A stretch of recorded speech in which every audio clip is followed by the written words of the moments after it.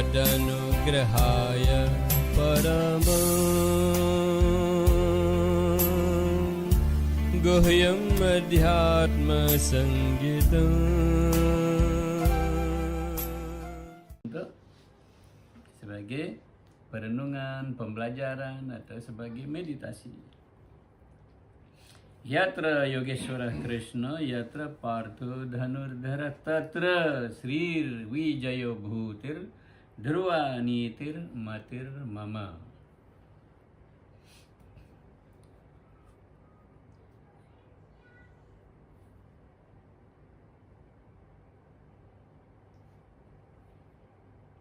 Ini adalah sloka yang terakhir.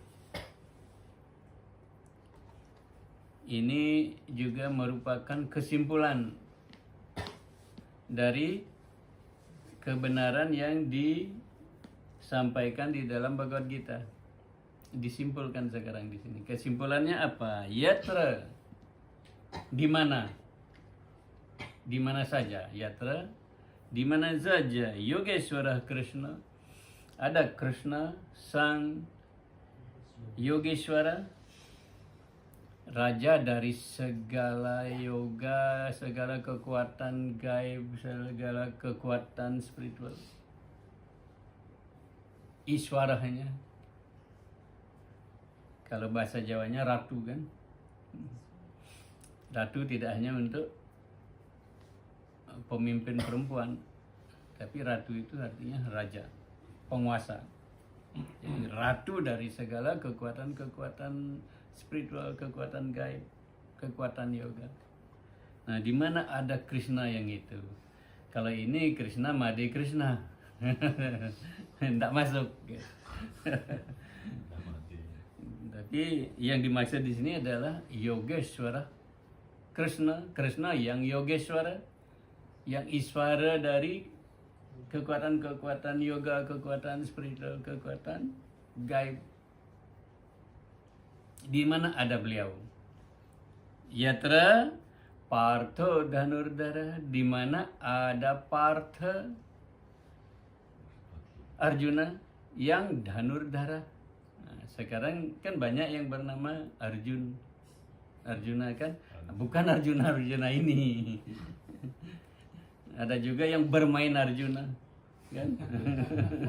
Bukan Arjuna yang itu, tetapi Arjuna yang Dhanurdhara. Dhanurdhara artinya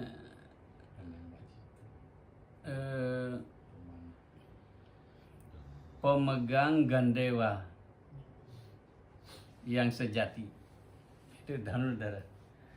Pemegang gandewa sejati artinya ahli tembak, penembak jitu yang tidak pernah gagal tembakannya. Di mana ada Arjuna yang seperti itu, bukan Made Arjun. Kan? Nah, di mana ada Krishna yang seperti tadi disebutkan, di mana ada Arjuna seperti yang tadi disebutkan, tatra, di sana Dhruva, pasti ada apa yang pasti? Sri, ada kesejahteraan hidup. Sri itu artinya kesejahteraan hidup. Rezeki, uang, harta itu Sri. Dan bersamaan dengan rezeki, kita tidak diganggu oleh hal-hal yang bukan-bukan. Kalau hanya harta, rezeki yang tidak membuat orang menjadi kalem, damai, bijak, yang justru membuat orang menjadi kacau, nah itu bukan Sri. Sri itu artinya yang harta, rezeki berdatangan bagus, tapi hidupnya tenang, damai, bijak, semua baik-baik. Nah itu di sana ada Sri, di mana ada Krishna yang seperti tadi disebutkan Yogeshwara, dan ada Arjuna yang Dhanurdhara. Tatra, di sana pasti ada Sri. Apa itu Sri? Kesejahteraan hidup yang baik. Wijayo, kemenangan, kesuksesan, apapun dilakukan selalu berhasil, sukses. Menang selalu dengan, kalau dia siswa mahasiswa dia selalu menang dalam studinya. Kalau dia pengusaha dia selalu menang dalam bisnisnya. Kalau dia politik dia selalu menang dalam politiknya. Tapi harus ada yang dua ini. Krishna yang Yogeswara, Arjuna yang Dhanurdhara. Nanti kita akan lihat Krishna yang Yogeswara dan Arjuna yang Dhanurdhara itu zaman sekarang yang bagaimana. Jadi ada di sini Wijaya. Wijaya artinya sukses, berhasil. Dan di sini disebutkan Dhruvam. Di sana Dhruva Nitir Matir Mama. Matir artinya pendapatku ini Dhruvam. Pendapatku ini pasti. Jadi pendapat ini adalah pendapat yang pasti, yang dimana ada Krishna yang Yogeswara, dimana ada Arjuna yang Dhanurdhara Tatra, di sana ada Sri, ada kesejahteraan hidup yang baik, Wijaya, ada kesuksesan kemenangan yang baik. Tatra Sri Wijaya Bhutir Dhruva Nitir Matir Mama. Bhutir artinya ada kehebatan-kehebatan. Artinya di mana sesuatu yang sudah impossible kita berhasil ya. Jadi udah tidak ada jalan, tiba-tiba ada jalan di sana. Di mana sudah mentok, ada yang tidak kelihatan mengaturnya. Dan niti, ada budi pekerti, kemuliaan, moralitas yang baik di sana. Jadi jaminannya adalah di mana ada Krishna dan di mana ada Arjuna. Yang spesial Krishna yang Yogeswara dan Arjuna yang Dhanurdhara.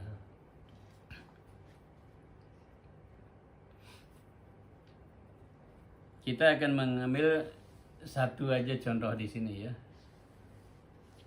Wijaya, kemenangan, kesuksesan. Sana pasti ada, tapi dengan kita menyimpan tetap ada Krishna yang Yogeswara dan Arjuna yang Dhanurdhara. Barangkali zaman sekarang ini yang kita jadikan Arjuna adalah diri kita. Diri kita, tetapi kita buat diri kita jadi penembak jitu. Penembak jitu itu bagaimana? Dia yang menempatkan sasaran dengan benar. Target itu tidak pernah lepas. Target hidup manusianya tidak pernah lepas. Sudah jelas, pasti itu yang dituju terus. Contoh Dhanurdhara, Arjuna yang Dhanurdhara adalah waktu sayembaranya Draupadi kan memanah mata burung kan, dan itu juga waktu itu diuji oleh sebelumnya, waktu masih pelajar, diuji oleh gurunya Drona dengan Drona menempatkan seekor burung di atas pohon di antara dedaunan yang rindang. Ingatkan cerita itu, nanti kalau tidak ingat baca lagi. Semua satu persatu seperti Duryodhana, Yudhishthira semua mencoba tapi gagal. Kenapa gagal? Karena semuanya tidak fokus kepada target akhir. Target akhir tidak difokus sana. Ada yang targetnya adalah pohon besar. Ada yang targetnya batangnya, cabangnya, rantingnya, daunnya, bunganya, buahnya. Tapi ada juga yang melihat burung. Orang target utamanya kan mata burung. Nah, Arjuna yang Dhanurdhara itu targetnya adalah mata burung. Waktu ditanya oleh gurunya, Arjuna, apa yang kamu lihat? Saya melihat mata burung, guru. Kamu lihat apa yang lain lagi? Nggak ada, saya nggak melihat apa-apa. Saya hanya melihat mata burung. Nah, baru Drona bilang, lepaskan tembakannya. Kena. Jadi buat diri kita seperti itu. Kita punya target yang akhir. Hidup dunia kita boleh aja jadi pengusaha yang baik, jadi penguasa yang baik. Boleh saja. Tetapi jangan lepas dari target akhir. Target hidup manusia kita yang akhir. Nah, kalau kita menjadi Arjuna yang Dhanurdhara seperti itu, yang punya target akhir dan tidak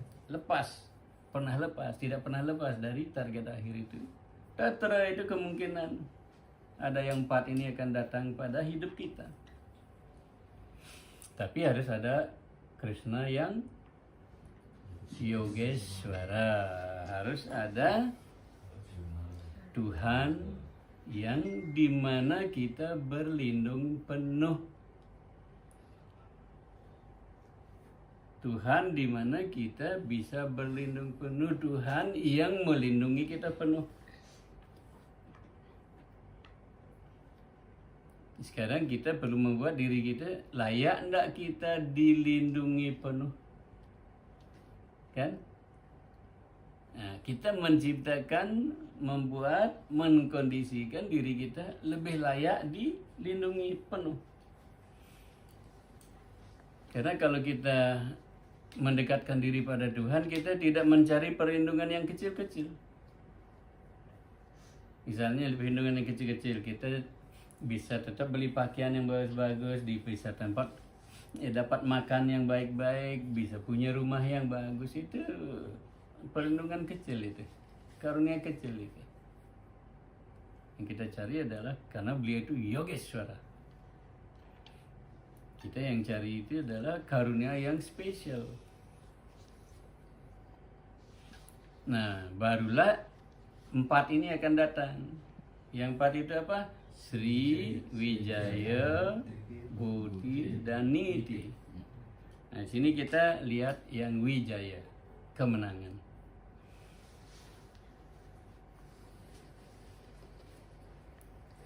Kemarin saya datang dari Thailand dan Kamboja. Di Thailand kita melihat Ayodhyanya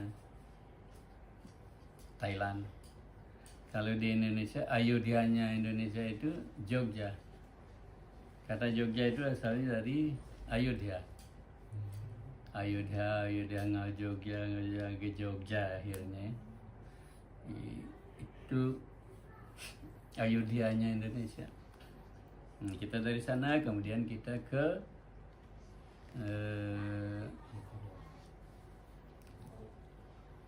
Kamboja, baru Angkor Wat. Nah, di Angkor Wat itu tembok-tembok itu banyak reliefnya, ramai sekali, banyak sekali. Isinya relief-reliefnya itu Mahabharata, Ramayana, luar biasa. Dan kemenangan raja-raja zaman dulu di sana, raja-raja Khmer. Raja-raja apa namanya itu?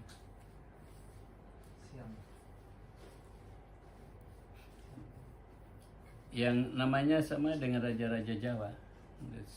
Saya mendapat penjelasan bahwa peradaban-peradaban Hindu-Buddha itu masuk ke Kamboja itu tidak dari India, tetapi melalui Jawa. Ternyata melalui Jawa. Makanya raja-rajanya nama-namanya sama. Nah, di sana ada satu relief yang saya lihat, bahwa raja itu waktu berperang dia tidak berpangku tangan di istananya, dia ikut turun. Dan raja itu ada jumlah umbrella, apa namanya, payung. jumlah payung khusus yang menyertainya berperang. Dan jumlah payung itu sama dengan jumlah dari berapa kota yang dia taklukkan. Kota besar. Kota besar itu bisa berarti kerajaan. Jadi kalau tidak salah dia 15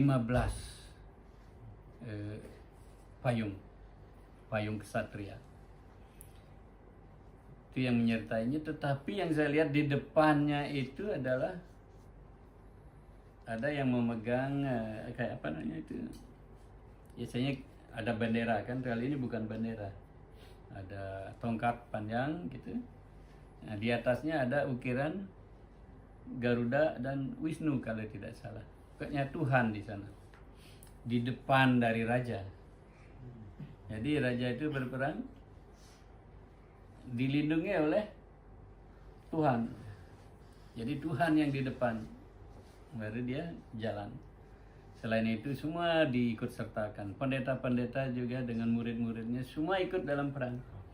Jadi pendeta tidak sembunyi di goa-goa, ikut berperang, mendoakan kan. Mereka tetap tiap hari lakukan puja, doa.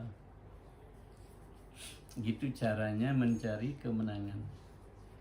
Jadi kemenangan itu pasti jika Tuhan ditempatkan di depan.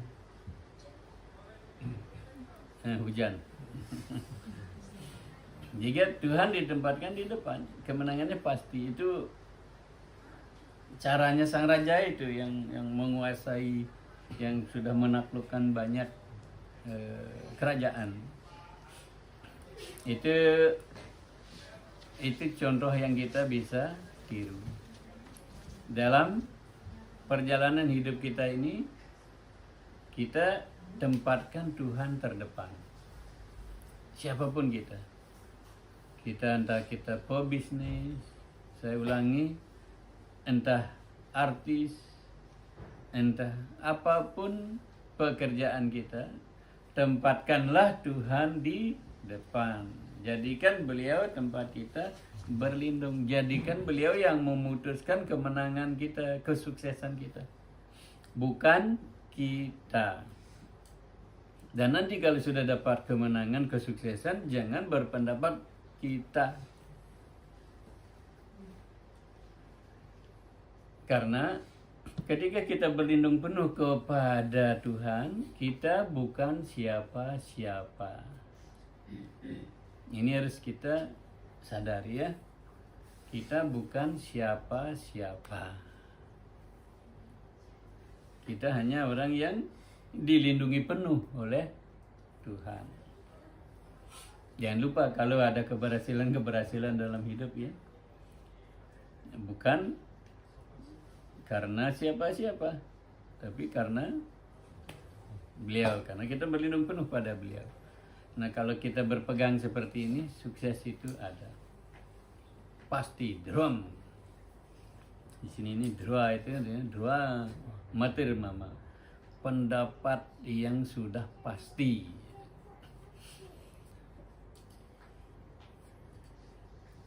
Ada di India Selatan, jembatan yang menghubungkan India Selatan dengan Sri Lanka, namanya Setu Bandha. Bandha itu artinya jembatan, Setu artinya jembatan, Bandha artinya ikat. Jadi jembatan gantung. Nah, waktu Arjuna belajar ilmu panah, dia selalu mendapat cerita khususnya dari kakek Bhisma dan dari Krishna. Selalu diceritakan bahwa pemanah sejati itu adalah Rama. Nah, karena Arjuna dipromosikan menjadi pemanah terbaik dunia, dia sangat memberikan perhatian kepada yang diagung-agungkan sebagai pemanah sejati kan. Nah, satu kali dia berpikir, Jayadrata kok berhasil menculik Draupadi istrinya. Padahal mereka pemanah baik dan